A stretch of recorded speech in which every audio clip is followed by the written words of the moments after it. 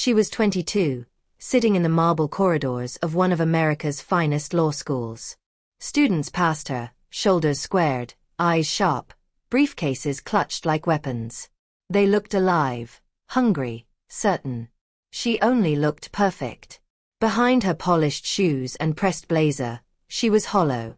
Her heart wasn't in the law. It never had been. It had been her parents' dream, long before she could even speak in full sentences. And now, after years of following a path never chosen, she wondered, when would my own life begin? The story began in a quiet suburb, in a house where ambition hung heavier than love. Her parents were dreamers once, both of them. Her father had wanted to become a judge. Her mother had imagined herself in the glittering halls of politics. Life, however, had offered neither. Bills piled up, opportunities slipped away, and soon their eyes turned toward their daughter, toward her. At 4 years old, she did not play with dolls in the garden. She attended etiquette classes. At 6, she was not coloring messy pictures. She was solving math drills, memorizing spelling lists, being trained to win. By 10, she was told her destiny. You will be a lawyer. You will achieve what we couldn't. You will make us proud. She had nodded because what else could a child do? But something small inside her, fragile, delicate, and stubborn, whispered, "What about what I want?" Her parents silenced that voice before it had the chance to grow. In high school, her life was not her own. Her weekends were for debate competitions, her summers for pre-college law programs, her evenings for tutors. Friends laughed about movies, parties, first crushes. She was busy rehearsing mock trials. By 17, she had never truly fallen in love. Not because no one noticed her, but because she never allowed herself the time. Romance was a distraction, her mother said. There will be time for love later, after success. And she believed them. Or rather, she obeyed them. At graduation, when her name was called as valedictorian, the auditorium erupted in applause. Her parents' smiles were wide, victorious. But in her chest, a silence. A hollow applause that never reached her soul. The university was everything her parents had dreamed of: ivy-covered walls, endless libraries, professors who had once shaped laws themselves. To them, it was proof that their sacrifices, their control, had worked. To her, it was a prison disguised as prestige. At 19, she wore tailored suits, attended lectures with flawless notes, and answered professors with the exact precision they expected. Other students admired her. Some envied her. She seemed unstoppable. But every night, when she returned to her dorm room, she would sit by the window and stare at the city lights, whispering to herself, "Whose life am I living?" She had acquaintances, classmates, even study partners. But she had no real friends. She couldn't risk honesty. How could she explain that while others chased their own dreams, she was suffocating under the weight of someone else's? Love, too, was something distant. She would sometimes watch couples holding hands in the campus courtyard. She'd feel a pang of longing, raw, human, undeniable. But then her mother's voice echoed in her head, "Focus on your studies. Distractions will only ruin you." So she swallowed her desires. Again.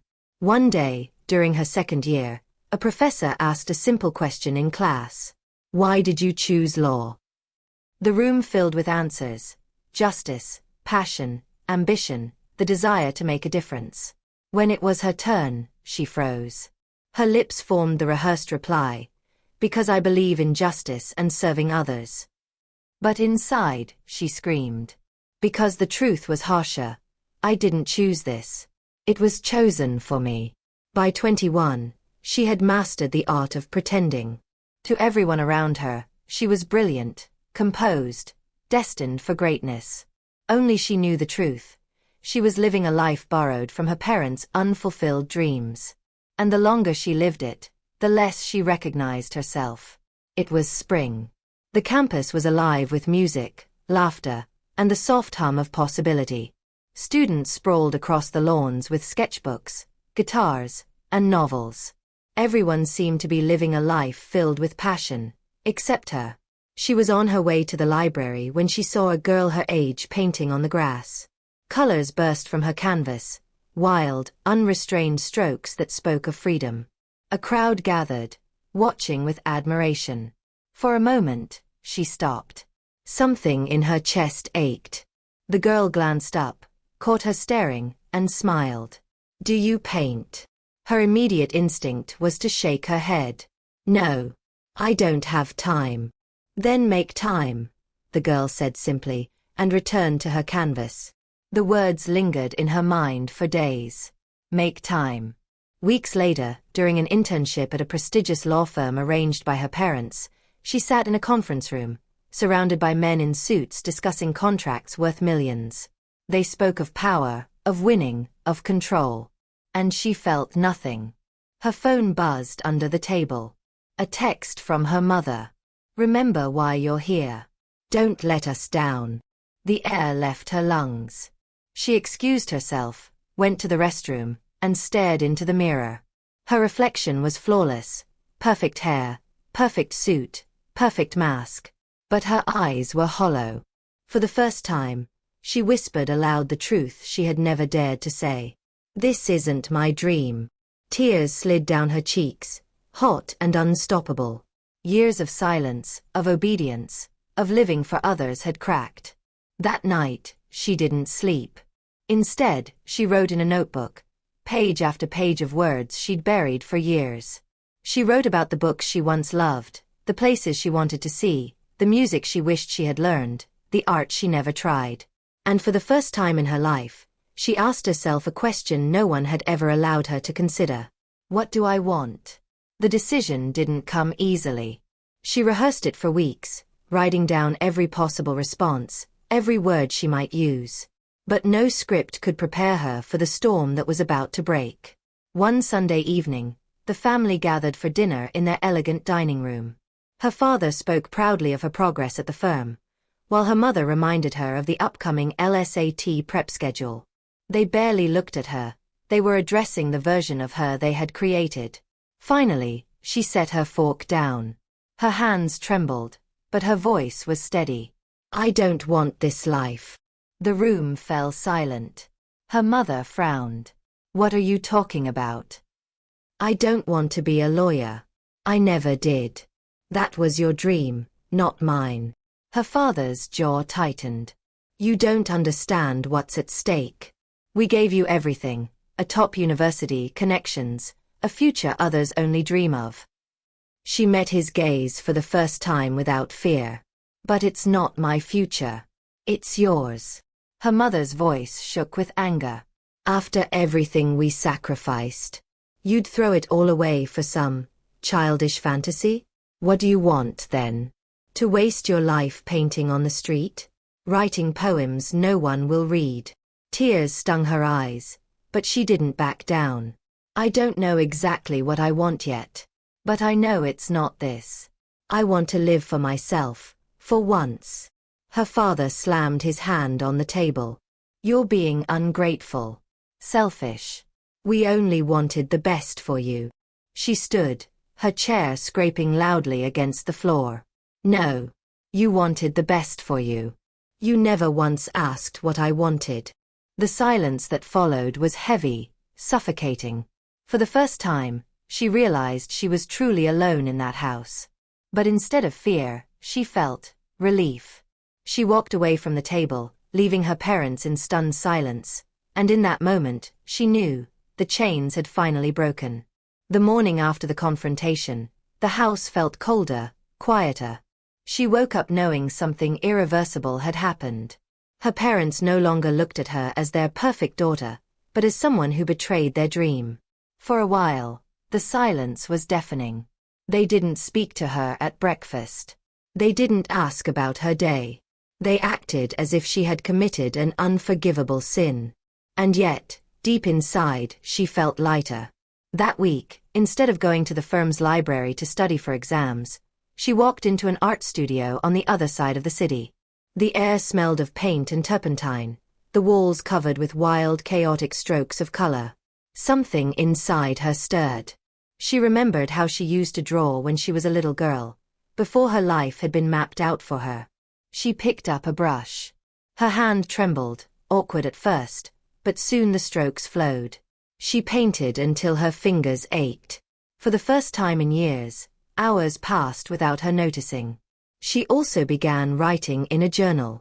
Not about cases or legal theory, but about herself, her fears, her buried dreams, the pain of loving someone who didn't even exist, because she had been living as a stranger to herself. The words spilled out raw and unpolished, but honest. I am not who they want me to be. I am not who I pretended to be. I don't know who I am yet. But I will find her. One afternoon, she sat in a cafe, sketching strangers. A young man noticed her drawings. You're really good, he said, smiling. She flushed, unused to praise for her, not her grades or achievements. They talked. He was a musician, also fighting against a family that wanted him to be something else. For the first time, she felt seen, not as the lawyer in training, not as the obedient daughter, but as herself. It scared her. And yet, it thrilled her. Her nights were still heavy with guilt, her parents' disappointed faces haunting her dreams. But each day, the guilt weakened, and something stronger grew in its place, a fragile sense of freedom. She was stumbling, unsure, often afraid. But they were her steps. And that made all the difference. The musician's number sat in her phone for days before she dared to call. Every time her fingers hovered over the screen, doubt screamed louder. You don't even know who you are. How can you let someone in? But loneliness has a way of softening fear. One evening, she texted him. They met at a park. He brought coffee, she brought her sketchbook. They talked about music, art, freedom. Things that would have sounded like rebellion in her parents' house but now felt like air she desperately needed to breathe. He made her laugh. And for a dangerous moment, she let herself imagine what it would be like to fall into his world. Unplanned, uncontrolled, unapproved. Yet, when she returned home, reality hit her like cold glass. Her parents had framed photos of her in her graduation gown, awards on the mantel, and their proud smiles frozen in time. That version of her, the obedient daughter, still lingered in the corners of the house like a ghost. She sat on her bed, staring at the ceiling. If she chose love now, would it be another way of losing herself? Would she simply trade one borrowed life for another? Her chest tightened. She wasn't ready. Not yet. The next time she saw him, she told him the truth. You make me feel alive, she said quietly. But right now, I need to learn how to live on my own. He didn't argue. He just nodded, sadness flickering in his eyes. I get it. Just promise me you won't stop trying. Her heart ached as he walked away. But for once, the ache didn't feel like emptiness. It felt like strength. In the weeks that followed, she poured herself into painting, writing, and exploring the city alone. She found joy in little things. Late-night walks, second-hand bookstores, the smell of rain on sidewalks. It wasn't perfect. There were nights she cried herself to sleep, longing for someone's arms. But she reminded herself, I cannot give away my heart until I finally claim it as my own. And so she chose freedom, knowing that love, if it ever came, would have to meet her there. The day came quietly, almost like any other. She was home for dinner, sitting across from her parents at the same polished oak table that had witnessed years of unspoken rules and carefully curated conversations. Her father asked about her clerkship at the firm. Her mother praised her posture, her neat blouse, the way she represented the family name. But this time, something cracked. She put down her fork. Her hands trembled, but her voice was steady. Mom, Dad, I don't want this life anymore. The silence was immediate, sharp, cutting. Her father frowned. Don't be dramatic. You're on the right track. Everything we worked for. No, she interrupted. Her heart pounded, but she didn't stop. Everything you worked for. Not me. Her mother's face paled. We only wanted the best for you. You wanted the best for yourselves, she whispered, tears stinging her eyes. You wanted to live your dreams through me. But I can't do it anymore. I'm suffocating. Her father's voice rose. Ungrateful. Do you know how many sacrifices? I know, she snapped, her voice breaking. And I'll always be grateful. But gratitude doesn't mean giving up my soul. I'm not your second chance. I'm not your puppet. I'm your daughter, and I want my own life. The words hung in the air, heavy and irreversible. For the first time, her parents looked at her not as their perfect creation, but as a stranger. She didn't wait for their approval. She stood, her chair scraping against the floor. I'm moving out, she said. Her legs shook, but her chest felt lighter than it ever had. I'll figure out how to make it work. But from now on, it will be my life. Her mother's eyes filled with tears. Her father's jaw clenched. But she didn't stay to see what came next. That night, she packed 2 suitcases and left. No plan. No safety net. Just freedom. It wasn't glamorous. The first nights were spent in a tiny rented room with peeling paint and a squeaky bed. She ate instant noodles, balanced side jobs, and doubted herself constantly. But each morning, when she opened her eyes, she felt something she hadn't felt in years. She felt alive. The days that followed were raw and uncertain. She woke up in a room too small to hold the weight of her dreams, yet for the first time, the walls didn't feel like a prison.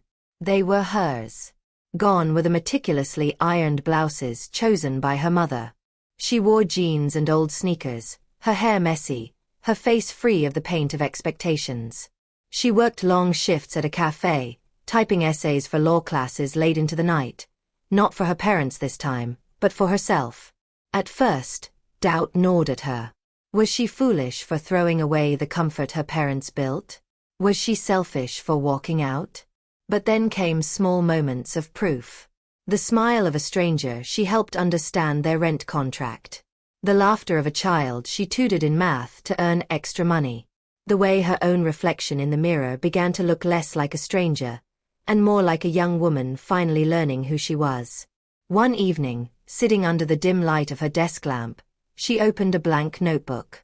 On the first page, she wrote 3 words in bold letters. My own life. No more borrowed ambitions.